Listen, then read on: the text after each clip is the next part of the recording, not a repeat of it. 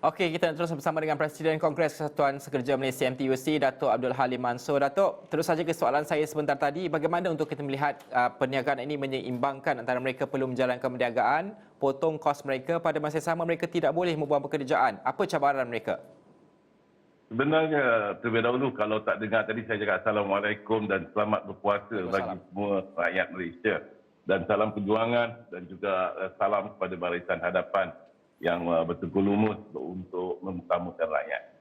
Berkenaan tentang soalan yang dinyatakan bahawa kita MTUC telah awal lagi menyatakan pada pihak kerajaan dan pihak majikan dalam konteks kita harus melihat bahawa adakah pihak kerajaan yang membuat sesuatu syarat dan garis panduan memahami cara pekerjaan dan operasi industri itu. Jadi di situ kita telah mencadangkan kepada pihak majikan untuk mengadakan bilateral meeting dengan MTUC agar kita dapat merangka satu cadangan kepada pihak kerajaan untuk mencari jalan alternatif agar kita boleh membuat bekerja dan syarikat mendapat produktiviti dan menentukan ekonomi negara dalam keadaan kita menghadapi PKP ini tidak akan terjejas.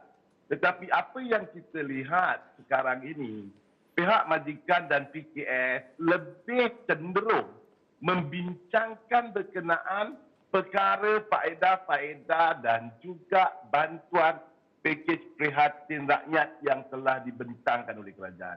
Dan malah saya lihat kerajaan telah lebih cenderung untuk membantu agar mereka dapat menampungi kemasalahan di waktu dalam sebulan ini. Tetapi dampaknya kelihatannya inisiatif pihak majikan dan PKS tidak cenderung kepada untuk menjalankan operasi tetapi lebih cenderung untuk mendapat bantuan yang lebih dan tidak kira jika syarikat mahu dijalankan operasi atau tidak dengan kebenaran misi.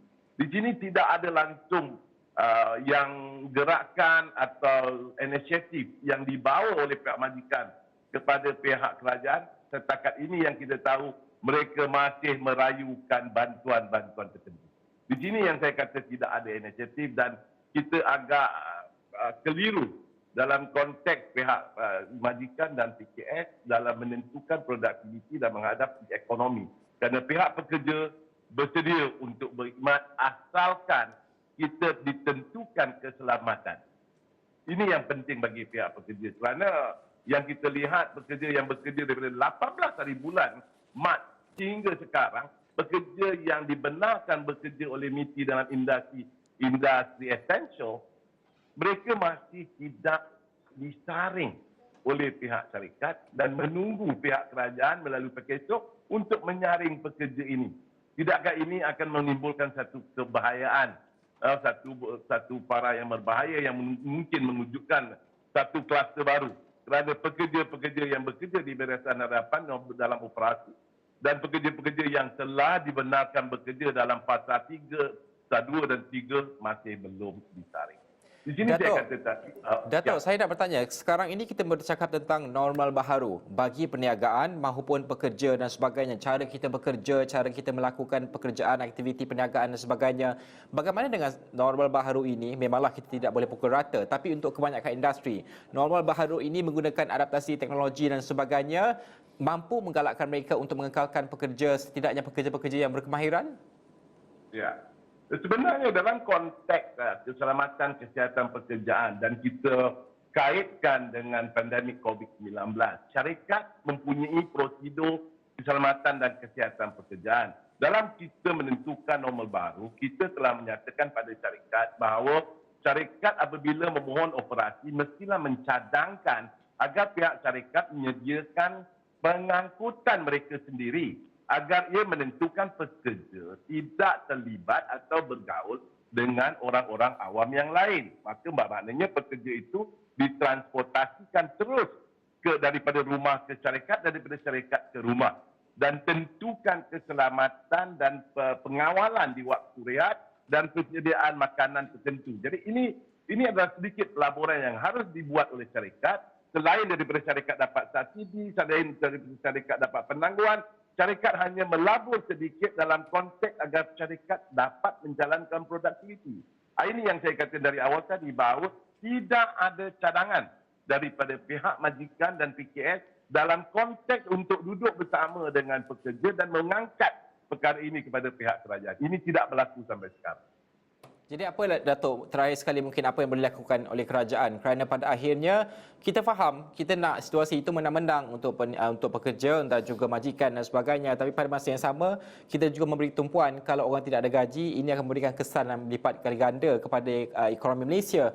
Apa yang perlu kita lakukan supaya kita pastikan bahawa mereka ini duduk semeja bincang bagaimana untuk mereka menyelesaikan masalah ini, sama ada separuh gaji, cuti tanpa gaji ataupun kerja yang bergaji dan sebagainya? Ya. Satu, Najib, dalam konteks perkara ini kita mesti ada semangat solidariti. Semangat sebagai satu rakyat, satu bangsa dan bersama-sama berpegang tangan memikirkan bagaimana kita dapat mengendalikan bencana negara ini. Jadi di sini saya telah menyatakan kepada pihak majikan agar jangan diperbalahkan. Eloklah kita berusaha kerana kita mempunyai kadar lebih 6.7 juta pekerja tempatan dengan juga sama banyaknya pekerja asing iaitu 6.7 juta kerana kita ada 2.7 juta pekerja asing berdaftar dan 3 lebih juta pekerja asing yang tidak berdaftar.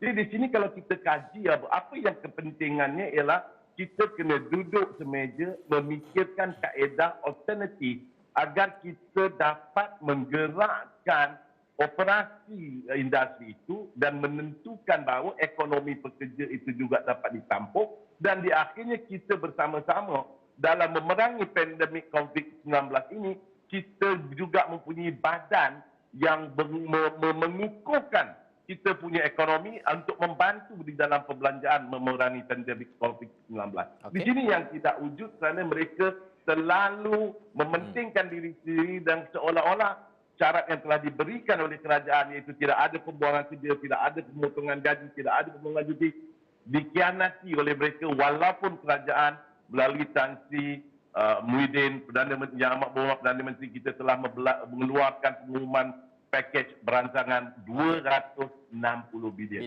dan boleh kata 80-70% adalah untuk industri dan majikan. Okey Datuk, terima kasih Datuk kerana bersama dengan kami. Itu saja masa yang kita ada. Saya janji kita akan terus berhubung dari semasa ke semasa untuk kita melihat kesannya setelah pelaksanaan ini dilakukan dan juga setelah kita mendapat angka yang jelas bagaimanakah keadaan realiti industri terutama selepas PKP ini, adakah wujud pembuangan pekerja dan sebagainya. Itu yang kami akan bincangkan dari semasa ke semasa. Semuanya ada di laman web kami astroawan.com.